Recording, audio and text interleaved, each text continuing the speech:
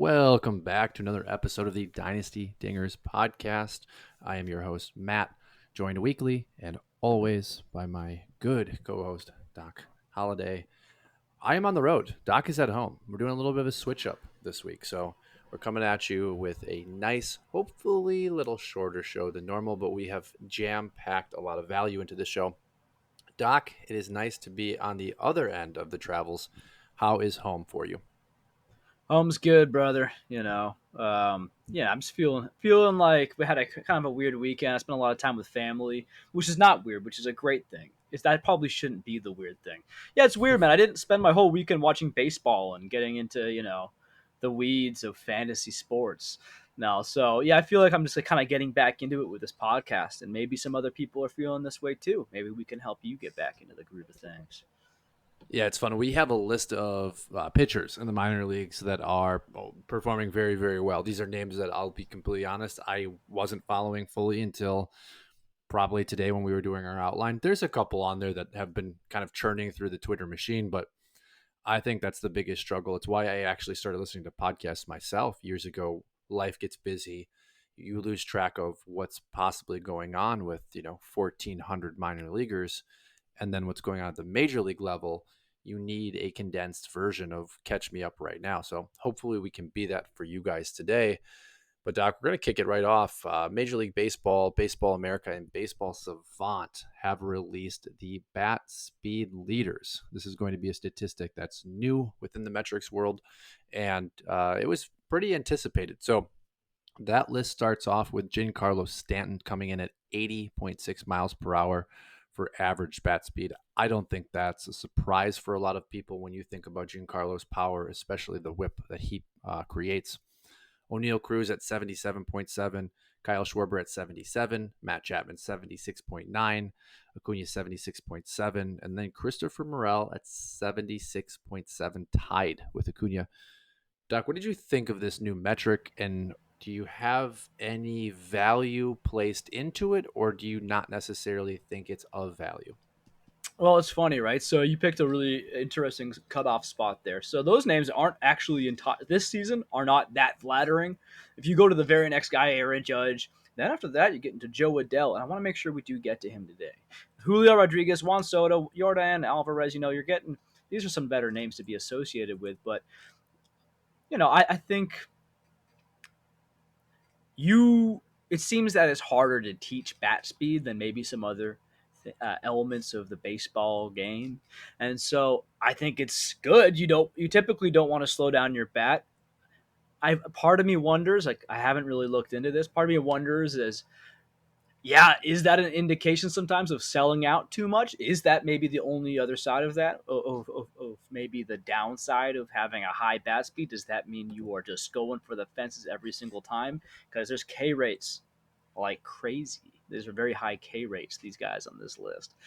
That said, I mean, I made a tweet this morning. It's kind of coffee was just sinking in. I said, "Yeah, this is great. Look, ONeal Cruz is surrounded by great talents. ONeal Cruz has been doing well, and frankly, I mean, if you're on this list, if these players can get enough contact on the ball, well, what have we seen? It's almost like we're tainted with the Stanton name now because of what he's done lately. But let's remember, what was Stanton? What was Stanton? Formerly Mike Stanton. Remember those days? Anyway, Giancarlo. You got 50 home runs there, 50 home runs from Schwarber. You got Cruz in the middle. What does that mean? That means that I think Cruz's upside is actually something like 50 home runs. If he can, he's 25 years old. Uh, he's been heating up lately. He's kind of the name that sticks out to me on this list as an intriguing guy. Other than we kind of know who the other guys are at this point. Maybe Christopher Morel would be the other name to look into a bit more, and certainly I'd love to talk a little Joe Adell in depth later to see if this breakout's for real. How about you there, Matt? What are your opinions on all this? Yeah, I love seeing Adele there because we have him on the rundown. He will be the last thing we get to today. If like we're gonna break into him. Is this real? Are we finally seeing the breakout at 25 years old? Cough, cough. They gave him some playing time. They gave him some time to develop the major league level. Shocking. But you're right. ONeal Cruz is really the one I'm captivated by, and I think I'm also captivated by it because every time he hits a home run, the cruise missile, right? Which I think is a fantastic call out, by the way. Cruise missile, love it. I'm always mesmerized by the effort level put into the swing. It never seems as though he is hacking for the stars. He's just whipping the bat through the zone, and it's creating such an explosion for exit velo. Now we get to see him number 2 on the list, where it's like, okay, it makes more sense. Whereas Giancarlo's looks as though he's putting all of the effort he possibly can at times into that swing. So very drastic different approaches from just the visualization that I'm seeing. But you're right. It's really that second tier of names where it's like, okay, we have the elite company. There is a metric that Baseball Savant put out last night. I will be tweeting it out from my personal account. I will tag Scout the Stat Line in it as well. It's a fantastic reference point for Baseball America. It is contact rate mixed with the bat speed. And Juan Soto is, of course, high in this metrics. Arias is all the way on one axis, and then you have Giancarlo Stanton on another axis. But it really paints a really great picture of where our hitters fall in regards to these kind of drastic differences, from Arias' contact to Giancarlo's power to Juan Soto's overall approach. And there's a pocket of names that I am really interested for the listener to take a look at. So that'll be on a couple of the Twitter accounts. Check that out. But yeah, Doc, I think Christopher Morel is the second or third name that catches my eye. And you said it, it's whiff rate. Do you think he can ever enter the territory of some of these other guys? Yeah, I mean, maybe. I've just there's some questions around his defense. Yep. Um, I kind of forget how young he is sometimes. He's actually a little bit younger than ONeal Cruz. That's hilarious, dude. You look at his everyone go look at Christopher Morel on I got a huge spider coming toward me on Baseball Reference. It says he's 5'11", 145 pounds.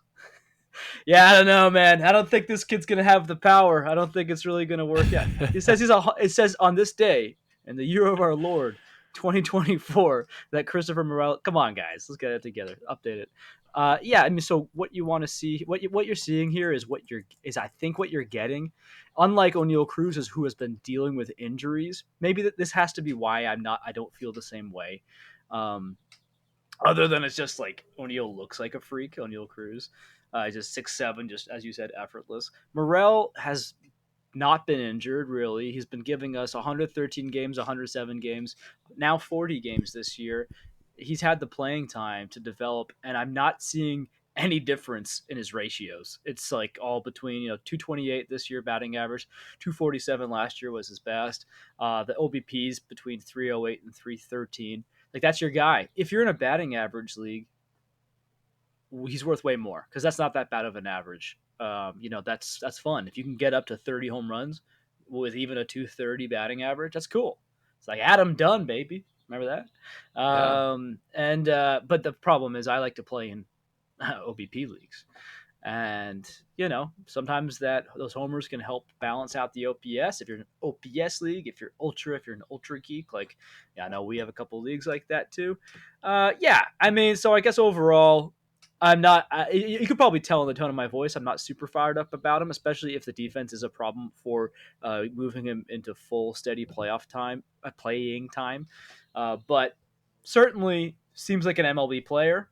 But we are going to have to monitor that OBP because if there's any slip up, if he starts going 300 OBP or below, like, he's at the minimum of what an MLB team will probably tolerate. 310 OBP. You don't want to get too much lower than that because after a while they're going to start benching you for Matt Shaw. Yeah, I mean, it sucks because his baseball savant it's red. I mean, it's Mhm. scorching red. X Woba 90th percentile, XBA 84th percentile, X Slug 94th percentile, Exit Velo 81st percentile. We just talked about bat speed with the beautiful 98 percentile, barrel 84 percentile, hard hit 84 percentile.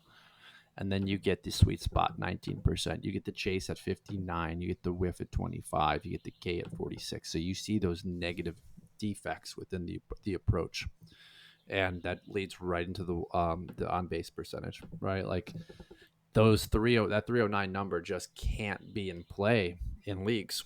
Like it can't. It'll tank you. The 9 home runs in the 4 stolen bases is nice, but you'd have had to build your team with that in mind. And I'm sorry, you're just not building your team with Christopher Morel in mind. That's not happening. But I still think with the bat speed number, with the baseball savant that we see, he's a player to definitely monitor. And Mm-hmm. you're right, he's definitely not 145 pounds. That's pretty comical. Um, we have He's another player 24, to the 24 years old. I will add there is yeah. time, but it seems like it's a static approach so far. Well, and Doc, I mean, we're going to talk about Joe Adell, right? Like maybe we just bring Mm-hmm. him up here. How do we feel? Should we just move him Let's up on do our it. Let's get outline? into Let's it. do it. Yeah, it makes sense. So Adele's 25, right? What has it been? It's been 3 years of developmental holdback for Adele between AAA and the majors. And finally, we are starting to see his approach. I have his savant numbers if you want to go ahead and start the conversation with him. Kind of go wherever you want with your overall take. All right. So I was completely like never. I wasn't like that into Joe Adell. I never fully bought in the last few years.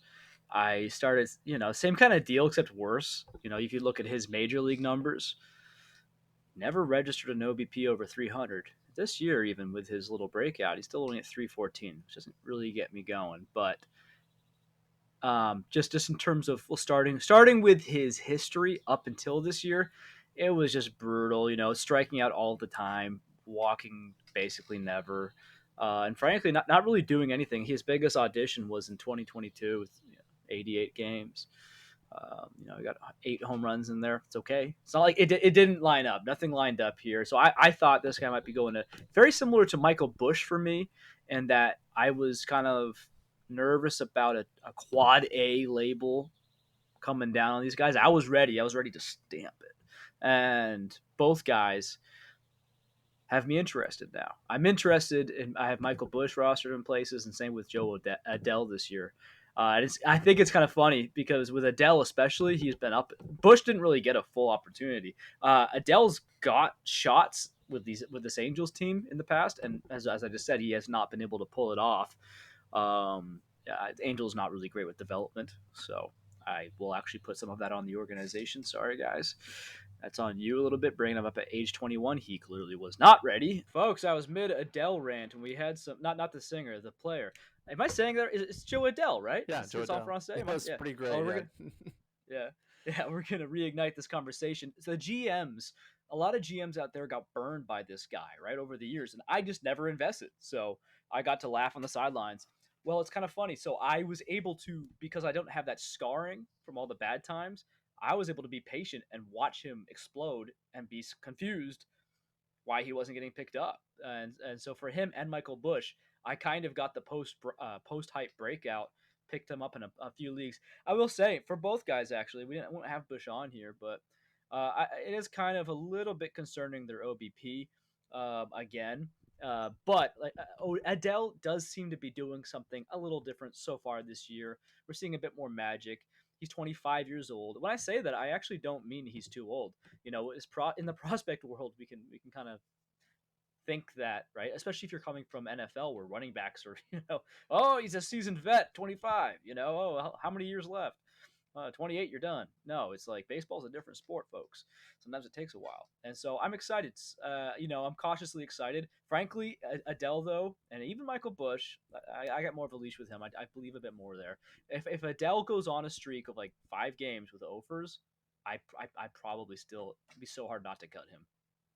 In medium to shallow leagues. In dynasty leagues, of course, you're great. This is what you held for. So I think it's really interesting, Doc. I'm actually going to place Michael Bush, Christopher Morel, and Joe Adell into the same category. I just cut Michael Bush in a dynasty today and this is a very shallow dynasty, for Schroeder in Toronto. So similar profiles. Schneider. Thank you. When I talk about shallow, like this is kind of the league setting, so that's okay in my eyes. But in deeper leagues that you and I play in, I can't be cutting any of the three of these guys with what they've shown. I think Adele is more more Morel than he is Bush. But Bush in himself, if you look at his baseball savant, his XBA not good. His bat speed, very bad. Exit velocity, 42nd percentile. Yet I really like what he's put together this year, and I think there's still development to be had for him and the other two players in this conversation because they're young, because they haven't been given that full time availability and production. I'm still buying all three of these in most leagues. What about you? Yeah, I mean, Morel, if I'm in a bat, I'll say it again. If I'm in a batting, there are a lot of them. I know we don't play, you and I don't play in a lot of batting average only Yeah. leagues. All three of these guys are worth so much more in those leagues. We don't have to worry about the on base percentage. But other than that, I'm kind of out on Morel, and someone else values him more. With Bush and Adele, if someone's sending me trade offers for them, yeah, they're gone. Like with good value, if they're buying in on the hype, sure, you're gone. But yeah, I don't know. There's something about you're right. Adele has much more fun savant profile. He runs faster, he hits the ball harder. It feels like the Cubs. I just feel like Michael Bush could be a cornerstone. Like he could just be a middle of the order bat for the Cubs for a long time. I'm not sure. That's just like gut feeling that Ross Jensen will hang me over at Scout the Stat Line. But I mean, I just feel like he's an RBI kind of machine sort of dude. And his numbers in the minors, I remember he was able to take some walks. His on base percentage wasn't always terrible, so. I think I'm highest on Bush, but I will acknowledge this. Adele's ceiling is the highest. If Yeah. everything comes together, what is he, a 30-30? He could be. He's Um, very fast. I mean, yeah, I think, I mean, we're talking about Upside, a guy that peak upside. could have been a Yeah. number one overall prospect in baseball, right? Like Adele had all of the intangibles. His fielding grades were never good, but for fantasy, we don't care, right? Like we could care less if you're good or bad in the field. All that really equates to his playing time. But I think Adele is the mega star of the three. Morel has obviously the power and the bat speed, just like Adele does, but Adele has the prospect pedigree. Yeah, I mean, I think I'd argue that playing time is a fairly important thing. Yep. Other than he's on the Angels, and I mean, what's your competition these days, Yep. right? Yeah. Yeah. All right. Well, we're moving on. I think that was a good conversation on those three profiles. So we'll continue to monitor Michael Bush, Joe Adele. It could be as of next week where we're encouraging you to drop them. This is just how these profiles can go at times when you're struggling to have an on base percentage above 320. We have a fun conversation dive next. A couple pitching prospects, as I had started the show off with, that are making big noise. A couple of them that we really like, a couple of them that are new to me. We just wanted to have a quick conversation. So, Doc, got four players listed. That's Mason Adams, that's Jaden Ham, Matt Wilkinson, and then finally Frank Mazzucato. Mason Adams was added in a few of my leagues this week. This is a 24-year-old double A pitcher for the White Sox, currently on the season, doing very well. A 2.97 ERA, 6 games started, 33 and a third innings, 42 strikeouts with a fantastic whip of .87. I had seen some pretty high-end prospects drop for Adams in deeper leagues this week. Was kind of surprised. I went in and looked. Love the numbers. Don't know a whole lot about the player, but I'm just going to start off, Doc, and then pass it off to you. I'm not adding White Sox prospects if their name is not Drew Thorpe. What do you think? Well, I'm actually I'm holding out hope for Mr. Colson Montgomery Nice, on the nice. batting side, but yeah, I mean it's such a crazy thing, right? It's not crazy. It's unfortunate, and it's an interesting facet of our fantasy game that we have to consider the organization, because I see White Sox.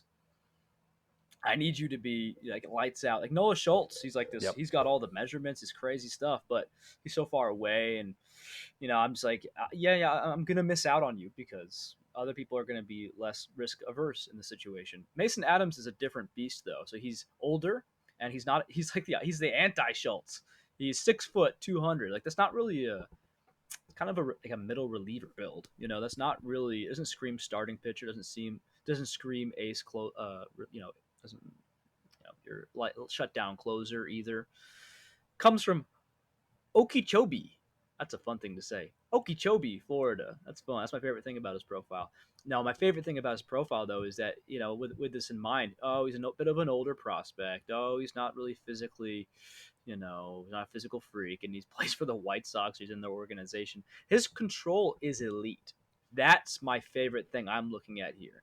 His walk rate is phenomenal. He's only got a 1.1 BB9 so far in 2024, and this is encouraging because last year. Oh, and here's something. Okay, I want to get a little fired up here. Sometimes these older prospects, okay, if they've been like high school prospects, or if they've been, just young prospects and struggling and going up and down for a while, I can see the fatigue. But sometimes there's these guys where he was drafted in 2022. Last year was his first full pro year. It's not like he's just like an old prospect who's been lingering around forever. He's just, developing. And he happened to graduate college or, come out of it as a senior. Not necessarily his fault for being this old. His stats have pretty much always been good, other than his first 3 innings he played right after the draft in his draft year and pro debut. After that, though, I mean, he's been pretty much stellar. No walk rate, no BB9 above 2.1 at any level in the last couple of years here, other than his little 13 inning audition at Double A to end last year, where he kind of struggled. What's interesting is he actually still kept the ball in the park. So that's still a 2.7 ERA. And this year at Double A, he seems to be he's adjusting. He seems to be adjusting to that challenge, and now he's got a 1.1 BB9 at that same level. So I'm intrigued, man. Yeah, I'm I'm very intrigued. intrigued as Yeah. well. And Mhm. the next name I think I have on the list, I'm even more intrigued by. I understand the ad for Mason Adams. The control is a big aspect. It's an aspect I didn't look at, so I'm really glad you hit on that because I made the joke about Drew Thorpe, but it's like when we think about Thorpe, it's control, right? It's that's his calling card with the changeup. So Mason Adams, it might be interesting once we see both of these guys. The only takeaway I'll end with Adams is just you had mentioned him being kind of the counter to Schultz, age to level. Same thing I think we can say for Thorpe, Mhm. who's coming up on his 24th birthday as well, is hey, these are 24-year-olds at Double A dominating. How much does that mean? Let's get these guys to Triple A. There shouldn't be guys Yeah. holding them back. Let's get them up so that we can start evaluating them there. Next name I have is Jaden Ham, Detroit Tigers High A affiliate.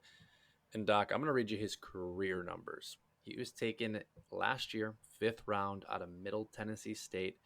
Jaden Ham, 6'1", 190, 21 years old. On his career, 12 games. 12 games started. 40 and two-thirds innings, 55 strikeouts, a whip of .76 with a ERA at .66. A little worse off this year with an ERA at .94, 28 innings, 43 strikeouts, and a whip at 9.4. I had absolutely no idea who this guy was. Stumbled across him today.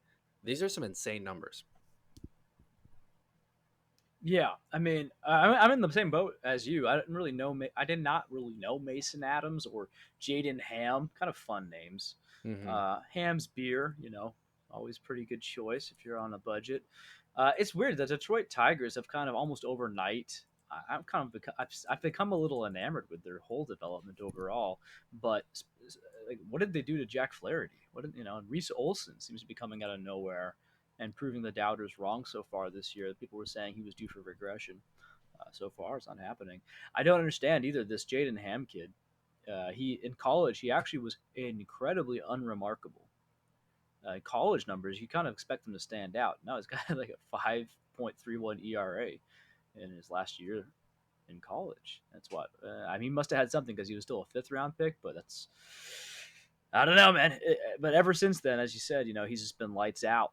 And this year at High A, as a 21-year-old, he's got a 13.5 K9 and 1.3 walk rate. That's or one. I should say strikeouts. Sorry, walks per nine. Oh, we're doing a morning podcast. Can you tell? Uh, yeah, no, we're having fun out here, and I don't know. I'm paying attention to Jaden Ham. I don't really know much about this guy. Like again, 6'1", 190, just kind of like okay, whatever frame. Nothing's jumping out there. I'm just very curious what's been unlocked. I think this is what I'll say about Jaden Ham. Jaden Ham is worth looking into for me and for our listeners, just because I don't know what's happened here, but something's happened. He's clearly found something that the stats aren't telling us. Either whether it's he's got velo on his fastball, whether he added a really sweet off-speed pitch. There's something here, something that really matters, and has taken him from a 5 ERA college kid to a 0.9 ERA professional baseball player. In the minor leagues. Yeah, and from an availability perspective, he was available in one of my 30 mans. He is not addable in our 30 man, which I actually really like because we'll have to either draft him or add him next offseason because of him being a pop up name. But availability, when you got a guy like this available in a 30 man, I'm all over him tonight. Hopefully that waiver goes through. But these numbers are fantastic. And I think that's just kind of the purpose of what we're doing with this exercise right now is just awareness. This could change, but when we think back just a year ago, Chase Hampton, Drew Thorpe, Cade Horton obviously being a first round pick, 7th overall, that a little different when we're talking about finding hidden gems.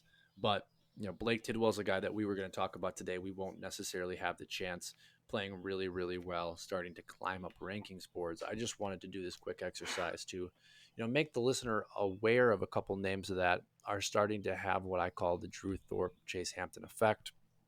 And you've got one that you really like, who was also a first round pick, but is doing really, really well this year. Doc, talk about Frank Mazzucato a little bit. Yeah, Frank Mazzucato. I mean, apparently I'm just a Royals fan, closeted or something like that. They are one of the teams that they are one of the He will teams be I'm fond. throwing to your favorite guys, right?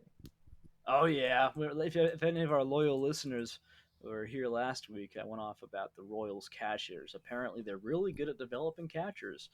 Historically, they have not been so good with pitchers. However, we're seeing the tide change. Cole Reagan. People love to say, "Oh, it wasn't the Royals." Well, I don't know, dude. He didn't do it until he was with the Royals, so I'm going to give them some credit. Whether or not the development was made in the off season with some private trainers, um, they're maintaining it. They're not saying, "Here, no, do it our stupid way." You know what? They're doing something right. Chris Bubic, whatever his we're doing the Eastern European pronunciation or not, I don't know. But he unlocked something last year, got hurt. By the way, now's the time to stash. He's about to go on a rehab stint. Very kind of a deep league sort of move. Point is, I'm seeing a couple names coming up. Mason Barnett made my top 100 in the offseason, and he's doing pretty good so far at Double A. Frank Mazzucato, though, he was kind of a big name. First round pick, 7th overall in 2021. There was some hype around him in prospect circles. Um, he's got a filthy curve, 12-6 hammer.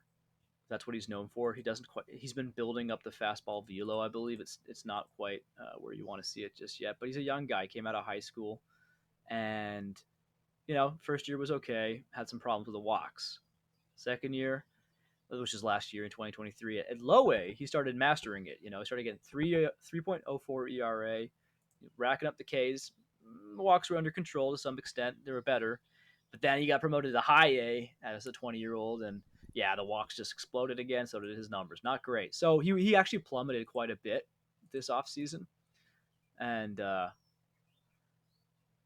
yeah, I would just say that this year it seems to be he's answering the bell. We're seeing 1.88 ERA at that high A level. We're seeing the walk still not great, 4.9, but that's a lot better than everywhere else has been in his career. He's always been viewed as like a raw project, and so it's someone to monitor. He was available in a pretty deep dynasty league. I just picked him up today. He's certainly worth a flyer with the Royals getting better with their prospects, and this is considered his age 21 year, but he actually is still 20 years old. So I think we'll see him in Double A this year if this can continue. Yeah, I like Mazzucato a lot, and it's weird, Doc. I, for whatever reason, mentally have kind of paired Noah Schultz and Mazzucato together, both lefties. both AL Central. Schultz has 6 inches on Mazzucato, but both came out entering 2023 as guys that were definitely people to monitor, and for both of them had different reasons as to why they either fell off or were garnering hype entering 2024. But I'm still very much so into Mazzucato, and it's just really interesting how many people lost that faith for a 20-year-old. I mean, this is a pitcher. This is a left-handed pitcher. Usually the lefties take a little bit longer to develop than the righties. Mm-hmm. That's my own generalization. And I think again with the organization, if I'm gonna talk negatively about the White Sox, we've got to positively influence what the Royals have done. I think you highlighted that perfectly. And Bubic. That's just how I pronounce Bubic, whether I'm right or wrong. I'm very excited to see, can he enter this rotation and continue to have that breakout that we saw before the Tommy John. This could really change the way that this team construct is looked at. You could be talking about 3-4 guys that were really comfortable now starting in this rotation. I mean, Lugo was a great addition. I was gonna Waka, say, have you seen Seth Lugo lately? yeah. Huh? He's been crazy. Well, and Waka's been okay. He's had a really Mm-hmm. bad game a couple weeks ago, but yeah, great work on Mazzucato there. Last name I want to touch on here is we're staying AL Central. We're just in love with the AL Central today. Um, everyone we talked about on this list with AL Central. That's weird. That's weird. That's weird. Yeah, Matt Wilker, not by design. not by design. Wilkinson. I've been seeing him going around on Twitter. I've seen his numbers. They're kind of ridiculous. This was a kid taken last year out of JUCO. He has, pulling up his stats right now as I stall, 35 and a third innings, 63 strikeouts. But Doc, he is at a ball. Is there anything you want to talk about with Wilkinson other than the fact that his numbers are just ridiculous? So I like to look at the physical tools. Okay, he's 6'1". That's whoa. He's 270 pounds. Starting right guard. I don't know. Yeah. He's a center, I guess, in the NFL. He's a little bit squat, right? He's got that low center of gravity. Anyway, he's from Canada. He's a prairie boy. Looks like he's Western Canada. Then he went down to Arizona. Yeah, it's an interesting person. I didn't really hear much about him until this year when there was a couple of weeks back, his name started really popping around the prospect circles, and yeah, I mean, you look at his numbers. Other than his first year, what is that? Okatox. He went to Okatox, WCBL. It's got to be some kind of a weird college. It must not have been a Division I college. His college apparently was called the Okatox. Anyway, his first year there was whatever. But ever since then, he's just had ridiculous numbers, and now he's playing pro ball, which is definitely where we want to start really analyzing. We're seeing a 16K per nine. What? I actually don't really care about the strikeout rates as much in the minors. It sounds okay. Now hold up. ... Unless they're really high or really low. Mm. Because if you're anything between like 9 and 13, even like Graham Ashcraft had pretty high strikeout rates. A lot of guys will have high strikeout rates, and then they'll come to the bigs, and it just doesn't play the same. Especially these days, where we're learning that there's more of a gap than ever. So, not usually something I really care about. Same with same with the walk rate. That's why you might notice I talk about the control more, because I'm almost of the mentality like we're okay, yeah. Pretty much everyone will be able to strike out some guys, but will you be able to keep the base runners off the pass? And will you be scared when Aaron Judge shows up to the plate? Are you going to be able to pitch to him, or are you going to walk him every single time? And there's not a bunch of Aaron Judges, but there's a bunch of everyone's going to feel like Aaron Judge compared to who you just face in the minors, I guess is what I'm getting at. That said, this guy's got that super low walk rate and super high strikeout rate, and that's just money. Add to that a really fun physical frame where I don't think you're going to be having any durability questions, and he plays within the Cleveland Guardians organization, and they're pretty well known for developing pitching talent. I'm excited about Matt Wilkinson. Yeah, so am I. And I think it's really interesting you brought up the developmental jump, right, from the minors to the majors. And I was thinking about that as I watched James Wood dominate the minor leagues this past week, and the rumblings of all the fans talking about and calling for his call up. And it's like, well, just take a look at who he's hitting home runs off of. Those pitchers aren't in the major leagues for a reason. When he gets to the major leagues, he's not going to see fastballs hanging in the middle of the plate for him on a regular basis. We just have to remember The same thing Mhm. goes for pitchers, right? Where, Joe Adell might be the best player in a lineup. Well, at the major league level, you may have 5 or 6 of those guys in a lineup. Joe Adell, James Wood, like they're not far off. The differences sometimes approach. So Matt Wilkinson at A ball, I think, is definitely a name to keep an eye on. And much like Jaden Ham, I want to see these guys progress a little bit more, but Mhm. they could be the Chase Hamptons of this year. So important names to know. We have one segment left, Doc, and I want to just highlight some of the biggest risers on STS projection boards.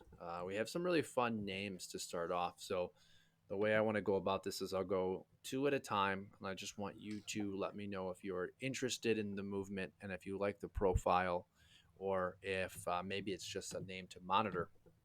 So the first name is Moises Baleros, catching prospect for the Cubs. He is up 6 spots, up to 6 overall on STS hitter ranks. I think that's a massive jump. And then Andy Payas is up to 15. So Payas at the major leagues, Ballesteros is at Double A. What are your thoughts on both of these players? So yeah, Ballesteros is, he's been a scout the stat line sweetheart for a little while now, and I've written some bits about him just because of that. He's kind of off my radar a little bit, but 5'7", 215, he's that Venezuelan bowling ball. And the numbers keep coming. I'm kind of been waiting for the wheels to fall off a little bit or the momentum to slow down. He's at Double A now as a 20-year-old, kind of middle. He's not about to turn 21 either. He's got about half a year left. Looking great. I mean, he's hitting the ball quite a bit. He walked more than he struck out at low A last year, and then yeah, it seems like he's on the right path right now. Yeah, he had a little bit of struggles in a 5-game sample size at Double A to end last year.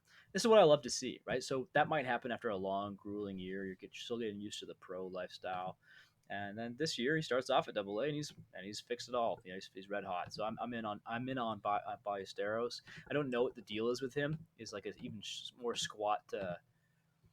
What was that Giants guy? The Panda. What's his name? Oh, You know what I'm talking about? Yeah, Mercedes. Pablo Sandoval. Pablo Sandoval. Pablo Oh, Sandoval. okay. I was Yeah, wasn't he thinking, 5'10"? yeah, I mean, Sandoval, probably 5'9", 5'10".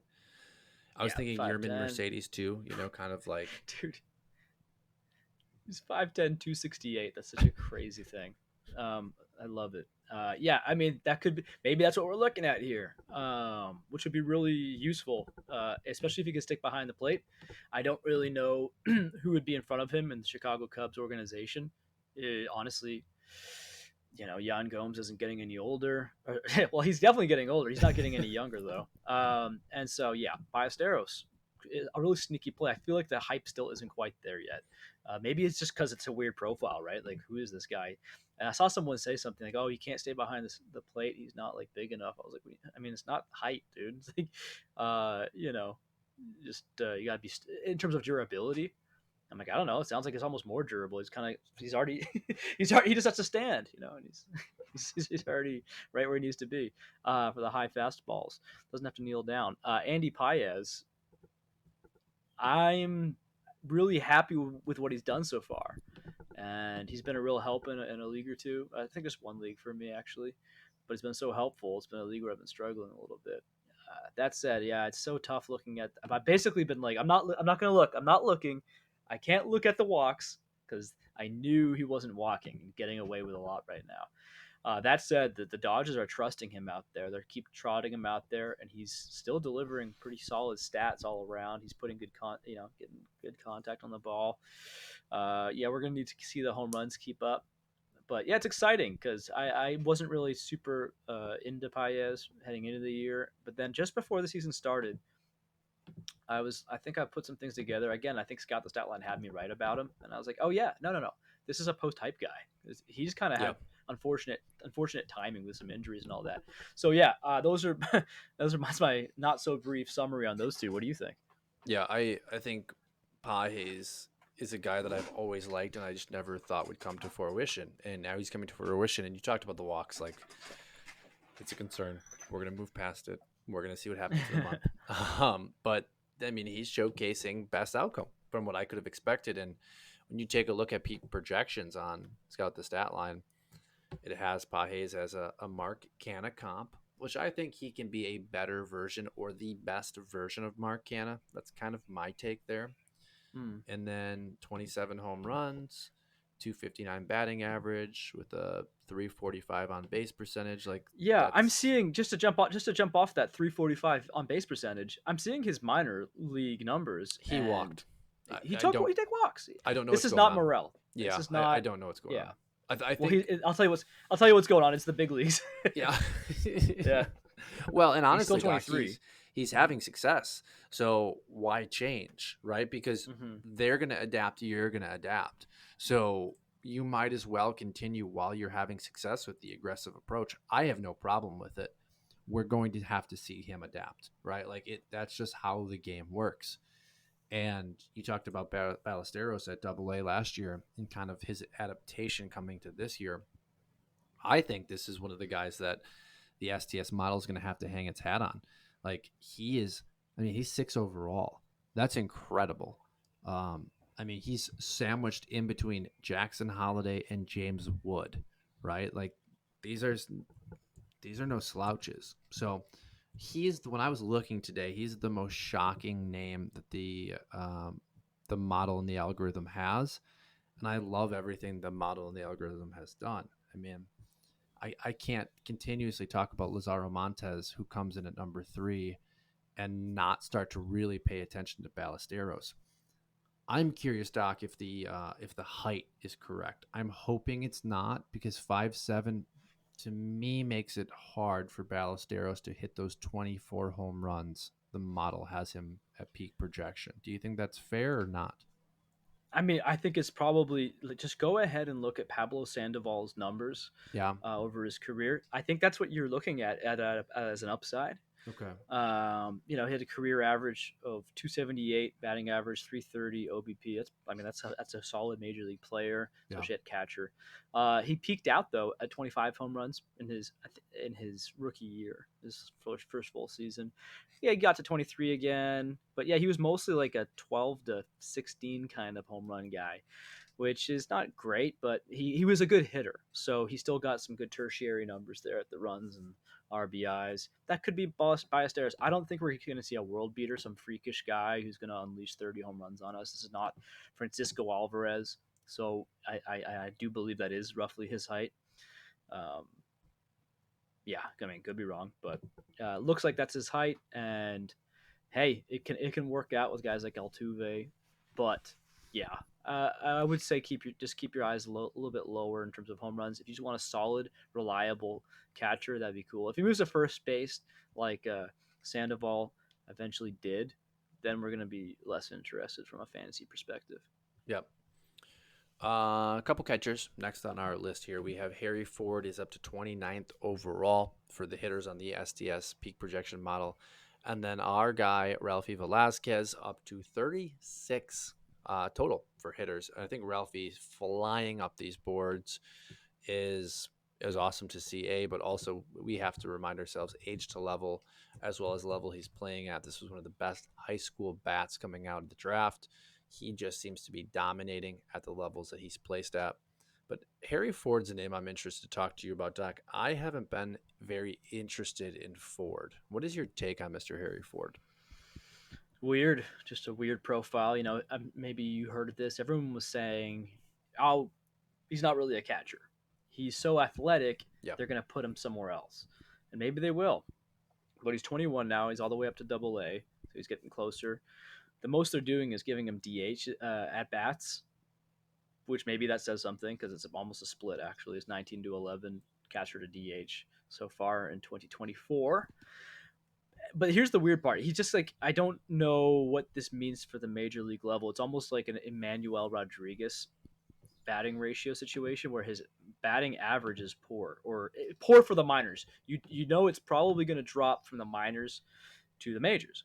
So when I see a 252 batting average at Double A, 174 in the fall league, 257 in High A, this last year. Even though, so now that's the downside. The upside is at all three of those levels: 407, 412, 410. Those are his on base percentages. He walks as much as he strikes out, or sometimes he walks more. This is fantastic. I love that kind of approach.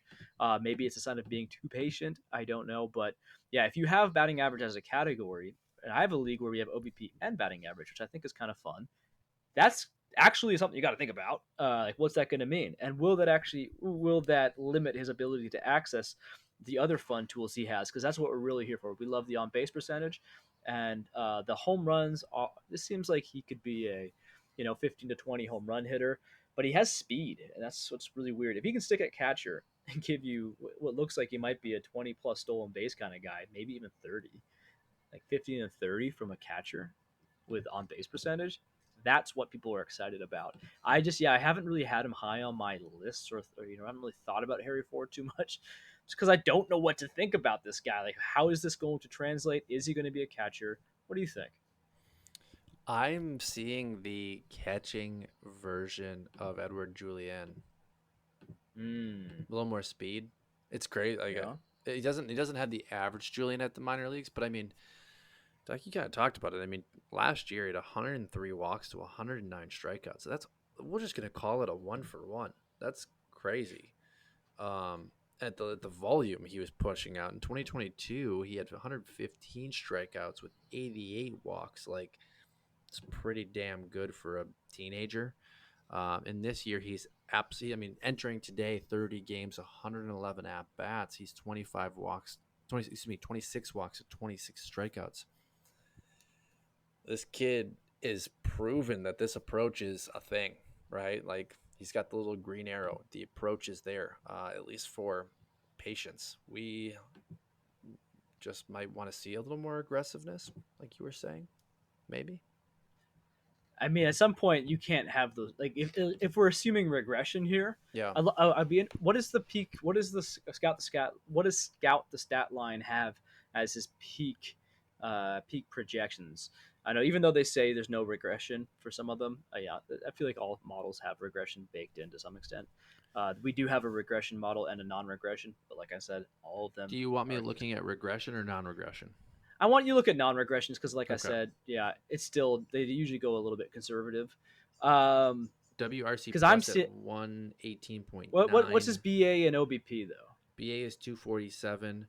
Uh OBP huh. is 368. Yeah, yeah. So I mean, that could be what you're looking at, Yeah. right? I think And it's so reasonable. that's a major leaguer, and that's Yeah. really fun.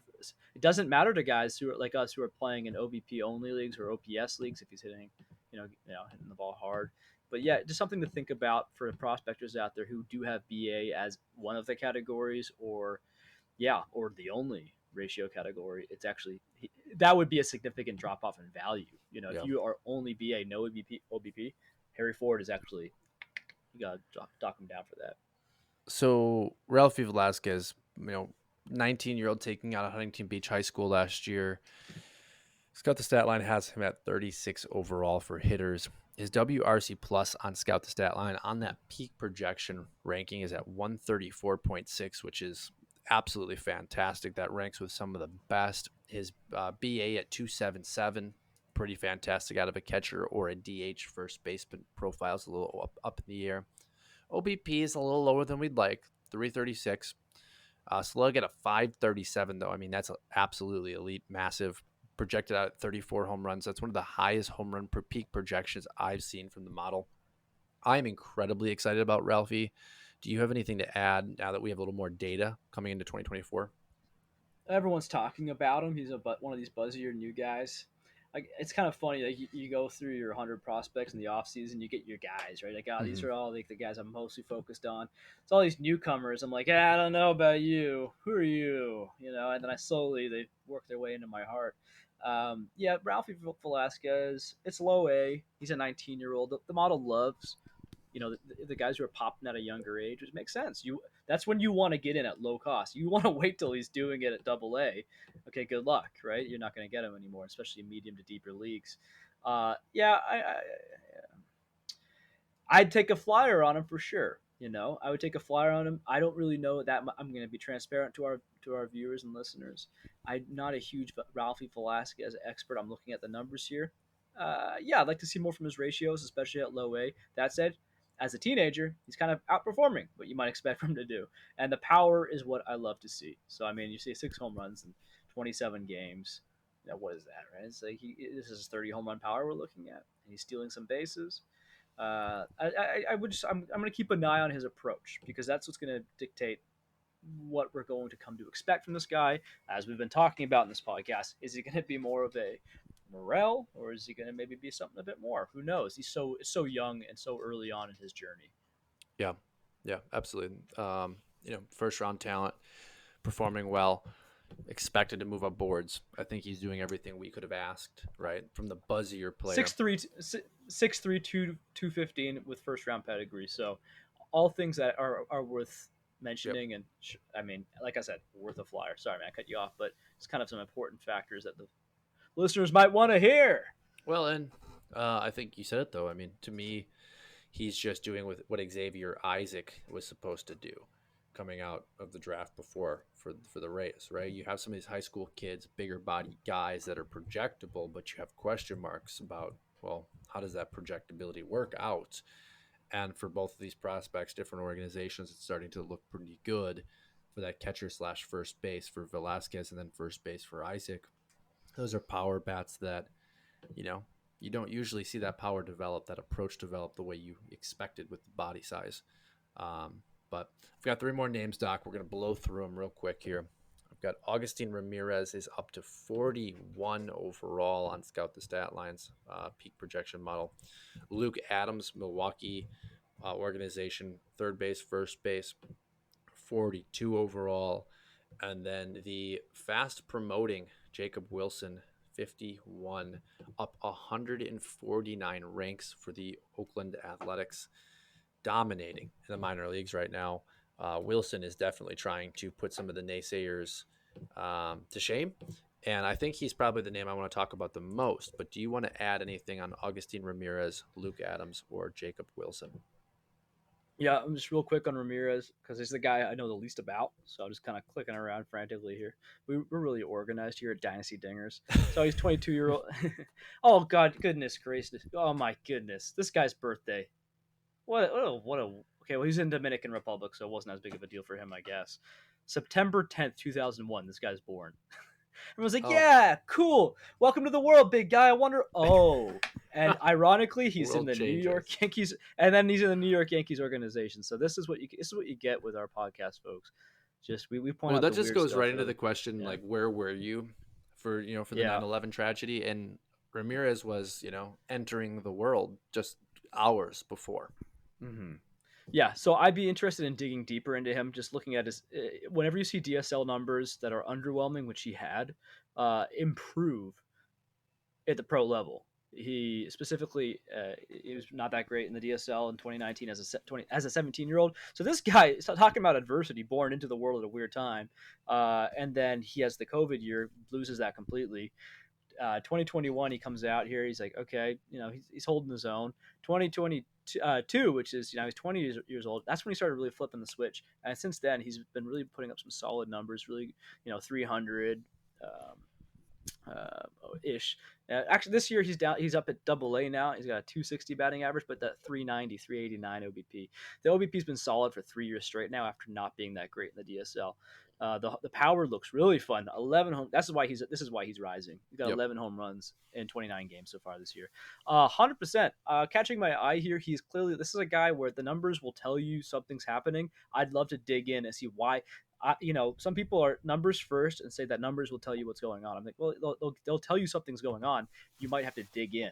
Like, what happened here? Something big switched in his approach.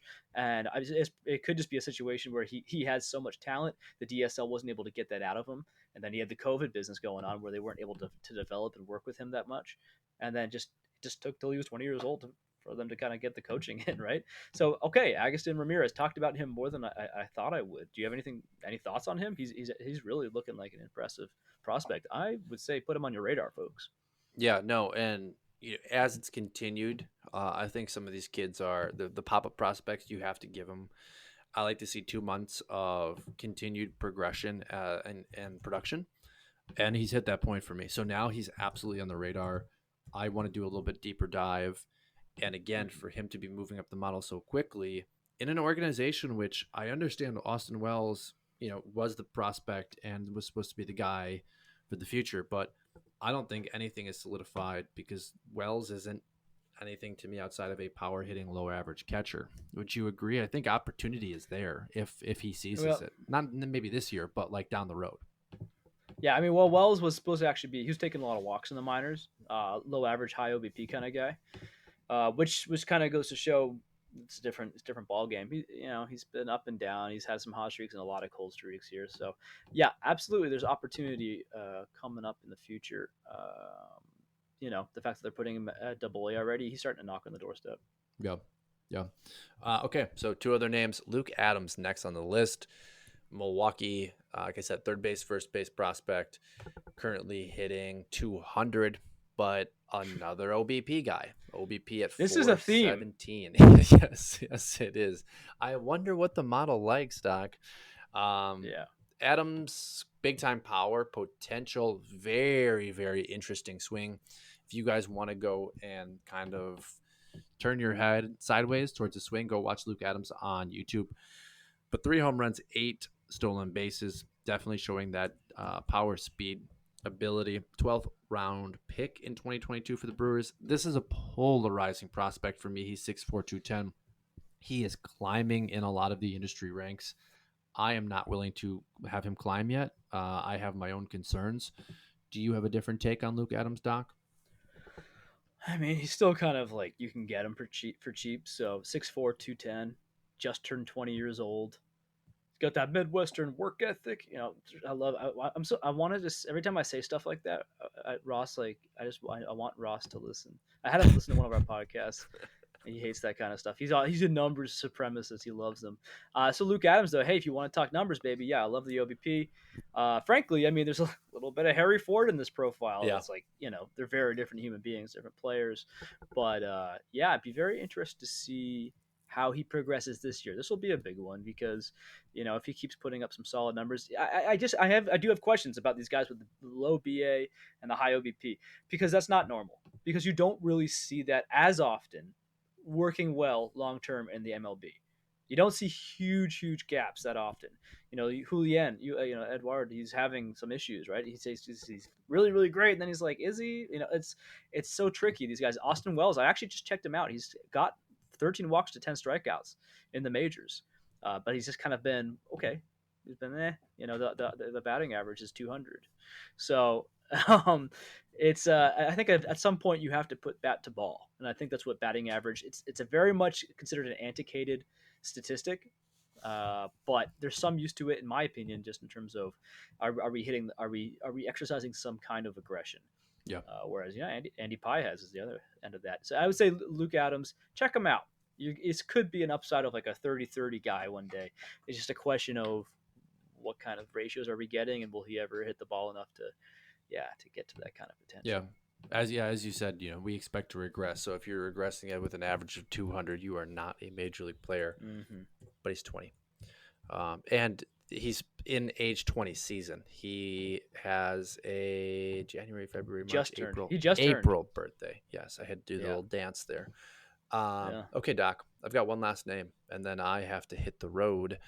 We're going to talk about the famous, maybe the only prospect we're talking about right now of the A's, Jacob Wilson, taken last year, first round, 6 overall.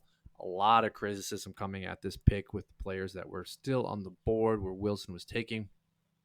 So far, the kid is hitting 439 this year, 3 home runs, 2 stolen bases, with an on base percentage of 460, an OPS of 1.124.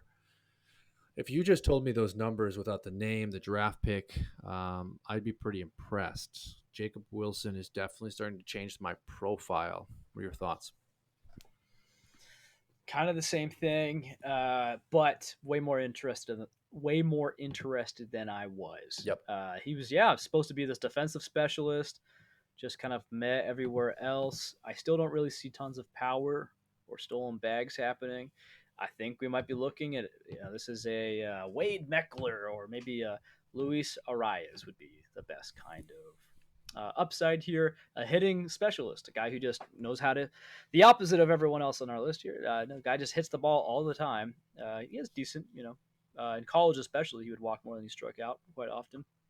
So yeah, we could be looking at a high batting average, high OBP type of guy. I would say cool the Jets a little if you're thinking more than that, but who knows? I mean, yeah, I didn't. None of the scouting reports highlighted power or speed as real elements of his game. We're still not quite seeing that yet. I mean, he's got 3 and 2. He's doing okay. But I mean, it's amazing though. I will say congratulations, Jacob Wilson, for. I should know. I should. You know what? I should. Okay, he did. He started this year. Oh no, I'm seeing 2023 here. So 2023, he showed a little bit of power, a little bit of speed. But this year, the fact that he's a year removed from his draft and he's already at AAA is so impressive. So I will say congratulations to Jacob Wilson on that. And heck, the Oakland or whatever franchise they are now, Sacramento soon, maybe Vegas later, they're going to need these kind of guys to perform for them. I guess he kind of seems like an Oakland A, huh? Someone like not Yep. really that remarkable, but maybe could find some use. And hey, you know what? I'll put a little bit of spice on this one. If he's playing in Sacramento, maybe a little bit of power goes a longer way if you can manage to pull a few down the line in that minor league ballpark. Yeah, no, that's a great comment. I was just speaking with a buddy talking about the excitement for Brett Rooker in that park next year, and I think that's Mm. something that we talked about last week. But um, polar opposite from some of the guys we've been talking about today, with the 439 average, not a lot of power, not a lot of speed. We're talking about Harry Ford here. We're talking about Luke Adams. We're talking about Ramirez as risers on the Scout the Stat Line peak projection model. Jacob Wilson just casually comes in and says, I can hit the ball, right? I can make contact." So some interesting profiles I think that the model has picked up on, especially with these risers. Again, Jacob Wilson, we were talking about at currently 51 overall for hitters. He is up 149 total rankings. That's a pretty remarkable jump. Luke Adams up to 42, Augustine Ramirez up to 41, Ralphie Velasquez up to 36, Harry Ford up to 29, Andy Payas up to 15, and then Moises Baleros at number 6. That is all we have for you today, everybody. Anything you want to add before we run off your dock? I'm your Huckleberry. We will see you guys next week.